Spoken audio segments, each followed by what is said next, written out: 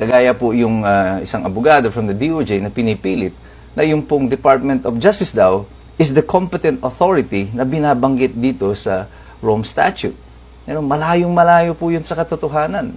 Never pong naging judicial authority ang Department of Justice. Magkaibang departamento po yan. Ang DOJ is under the executive and the courts, yan po ang nasa judicial branch of our government. Never has the DOJ become part of the judicial system.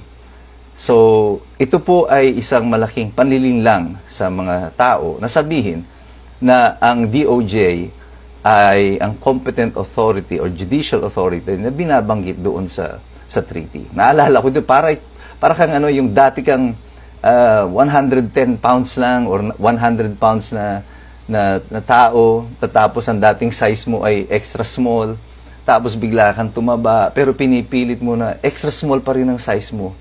Kaya ipilit mong isinusuot yung maliit na t-shirt kahit na putok na at hapit na sa'yo at pinipilit mo nang naisuot mo, kasya pa rin. Ganito ang itsura ng ating pamahalaan ngayon. Mukha na siyang katawa-tawa dahil dito sa mga argumento na nasasaad at inilalatag nila sa mga mamamayan.